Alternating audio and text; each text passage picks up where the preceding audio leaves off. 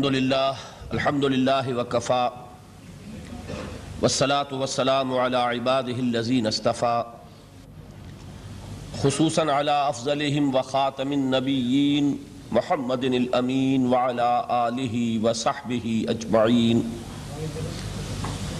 أما بعد فقد قال الله تبارك وتعالى في سورة الرحمن: اعوذ باللہ من الشیطان الرجیم بسم اللہ الرحمن الرحیم. الرحمن علم القرآن خلق الانسان علمہ البیان. وقال تبارک وتعالی فی سورۃ یونس: یا ایھا الناس قد جاءتکم موعظۃ من ربکم وشفاء لما فی الصدور وَهُدًى وَرَحْمَةٌ لِّلْمُؤْمِنِينَ. قُلْ بِفَضْلِ اللَّهِ وَبِرَحْمَتِهِ فَبِذَلِكَ فَلْيَفْرَحُوا هُوَ خَيْرٌ مِّمَّا يَجْمَعُونَ. وقال جل وعلا في سورة الحشر: لو أنزلنا هذا القرآن على جبل لرأيته خاشعا متصدعا من خشية الله وَتِلْكَ الْأَمْثَالُ نَضْرِبُهَا لِلنَّاسِ لَعَلَّهُمْ يَتَفَكَّرُونَ. صدق اللہ العظیم. وعن عثمان بن عفان رضی اللہ تعالی عنہ قال قال رسول اللہ صلی اللہ علیہ وسلم: خیرکم من تعلم القرآن وعلمہ. متفق علیہ. وعن عمر بن الخطاب رضی اللہ تعالی عنہ قال قال رسول اللہ صلی اللہ علیہ وسلم: ان اللہ یرفع بهذا الكتاب اقواما ویضع به آخرین. رواہ مسلم. وعن علی رضی اللہ تعالی عنہ قال قال رسول اللہ صلی اللہ علیہ وسلم: انها ستکون فتنة. فقلت ما المخرج منها یا رسول اللہ؟ قال کتاب اللہ فیہ نبأ ما قبلکم وخبر ما بعدکم وحکم ما بینکم الی قولہ علیہ الصلاۃ والسلام: من قال به صدق ومن عمل به اجر ومن حکم به عدل ومن دعا الیہ ہدی الی صراط مستقیم او کما قال صلی اللہ علیہ وسلم. رب اشرح لی صدری ویسر لی امری واحلل عقدۃ من لسانی یفقہوا قولی. محترم صدر مجلس، معزز حاضرین اور محترم خواتین، سب سے پہلے تو میں اللہ تعالیٰ کا شکر ادا کرتا ہوں کہ جس پروگرام کے لیے ایک طویل عرصے سے خط و کتابت کا سلسلہ جاری تھا اور یہاں بہت سے مخلص حضرات اس کے لیے کوشاں تھے، اللہ تعالیٰ نے اپنے خصوصی فضل و کرم سے اس کے لیے حالات کو موافق فرمایا اور آج ہم اس پروگرام کا آغاز کر رہے ہیں. پھر میں سمجھتا ہوں کہ حضور صلی اللہ علیہ وسلم کے ایک فرمان کے بموجب میرے ذمے ہے شکریہ ادا کرنا ان حضرات کا بھی کہ جنہوں نے اس پروگرام کے لیے محنت کی ہے، اپنا وقت صرف کیا ہے، بھاگ دوڑ کی ہے، اور آپ سب حضرات کا بھی کہ آپ نے اتنی کثیر تعداد میں ایسے ذوق و شوق کے ساتھ اپنی مصروفیات میں سے وقت نکالا یا اپنے آرام کی قربانی دی اور صرف قرآن مجید کے نام پر منعقد ہونے والی اس محفل میں شرکت کے لیے تشریف لائے. حضور صلی اللہ علیہ وسلم کے جس قول کا میں نے حوالہ دیا ہے اس کے الفاظ مبارک ہیں: من لم یشکر الناس لا یشکر اللہ. جو شخص انسانوں کا شکریہ ادا نہیں کرتا وہ کبھی اللہ کا بھی شکر ادا نہیں کرے گا. تو میں یہ سمجھتا ہوں کہ چونکہ میرا ایک مشن ہے، میں اس ایک مقصد کے لیے اپنی زندگی وقف کر چکا ہوں، اس میں جو کوئی بھی تعاون کر رہا ہے، جیسے کہ نظام الدین صاحب نے فرمایا کہ اگر میرا یہاں حاضر ہو کر قرآن مجید کے بارے میں کچھ عرض کرنا یہ دین کی ایک خدمت ہے، تو آپ کا یہاں تشریف لانا بھی دین کی ایک خدمت ہے. اور میں اسے نہ صرف یہ کہ دین کی ایک خدمت بلکہ اپنے ساتھ ذاتی اعتبار سے ایک تعاون سے تعبیر کرتا ہوں.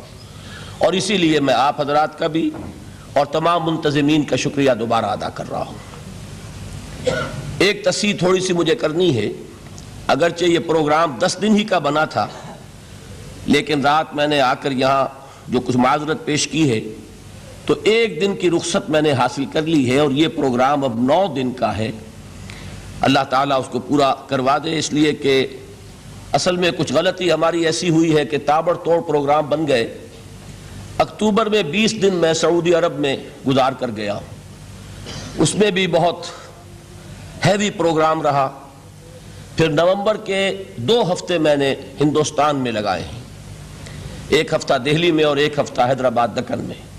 وہاں سے ابھی آیا ہی تھا کہ یہاں حاضری ہو گئی ہے، تو گلے پر اس کا اثر ہے مسلسل تقاریر کے باعث، اور بہت شدید تکلیف میں رات تھا، لیکن اللہ کے فضل سے اس وقت کچھ بہتر ہوں۔ تو آپ دعا کریں کہ اللہ تعالیٰ اس پروگرام کو جیسا کہ ارادہ ہے پایہ تکمیل تک پہنچانے کی ہمت عطا فرمائے۔ آج کی میری گفتگو در حقیقت اس 9 روزہ پروگرام کے لیے بطور تمہید ہے، چونکہ یہ 9 دن ہمیں قرآن مجید کے کچھ مقامات کا مطالعہ کرنا ہے ایک منطقی ترتیب کے ساتھ، لہذا آج کے لیے مجھے جو موضوع دیا گیا وہ عظمت قرآن ہے۔ عظمت قرآن کے ضمن میں اس کے کچھ پہلو تو وہ ہیں کہ جن کا اقرار اور اعتراف غیر مسلموں کو بھی ہے، اور کچھ پہلو وہ ہیں کہ جن کا ادراک اور جن کا شعور صرف صاحب ایمان ہی کو حاصل ہو سکتا ہے۔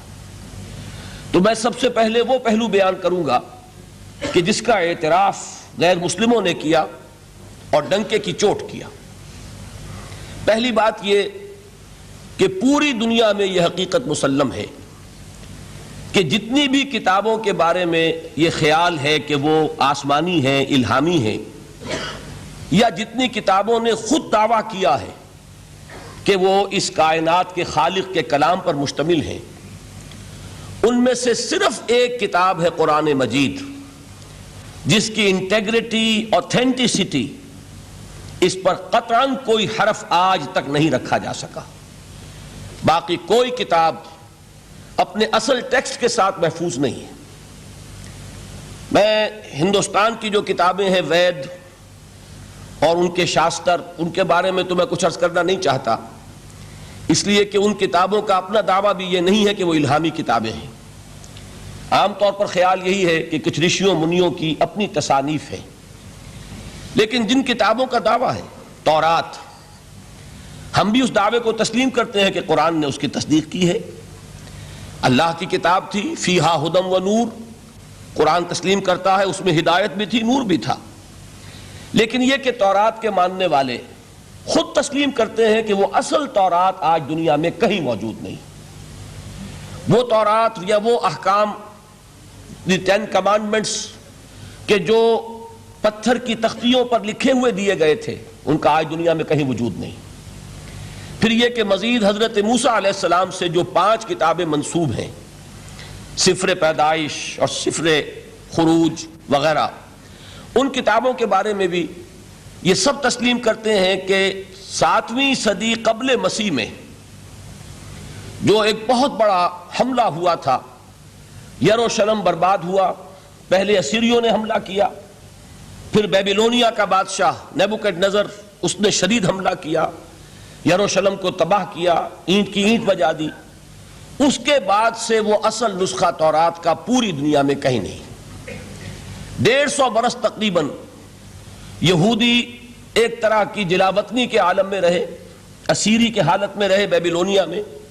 وہاں سے جب 150 برس بعد واپس آئے ہیں تو کچھ لوگوں نے اپنی یادداشت سے پھر اس تورات کو مرتب کیا ہے۔ گویا کہ یہ بات ہمارے کہنے کی نہیں ہے، بلکہ تورات کے ماننے والے خود تسلیم کرتے ہیں کہ اصل تورات آج دنیا میں کہیں نہیں۔ اسی طرح کا معاملہ انجیل کا ہے۔ قرآن مجید تسلیم کرتا ہے وہ اللہ کی کتاب تھی، فیہ ہدی و نور، اس میں بھی ہدایت بھی تھی، نور بھی تھا، لیکن وہ اصل انجیل کہاں ہے؟ آج دنیا میں جنہیں کینونیکل گاسپلز کہتے ہیں، وہ 4 اناجیل ہیں، کوئی ایک انجیل نہیں ہے۔ میں نے ایک مرتبہ ایک پادری صاحب سے سوال کیا تھا اپنے زمانہ طالب علمی میں کہ which one of them is Bible? تو انہوں نے بڑا پیارا جواب دیا تھا، میں ان کی ذہانت کو خراج تحسین ادا کرتا ہوں۔ پہلے تو انہوں نے کہا none of them is Bible، لیکن اس کے بعد اپنی بات قائم رکھنے کے لیے بڑی ذہانت کے ساتھ ایک بات کہی، بائبل از ان them، ان میں سے کوئی ہم یہ نہیں کہہ سکتے کہ یہ بائبل ہے، لیکن بائبل ان میں ہے۔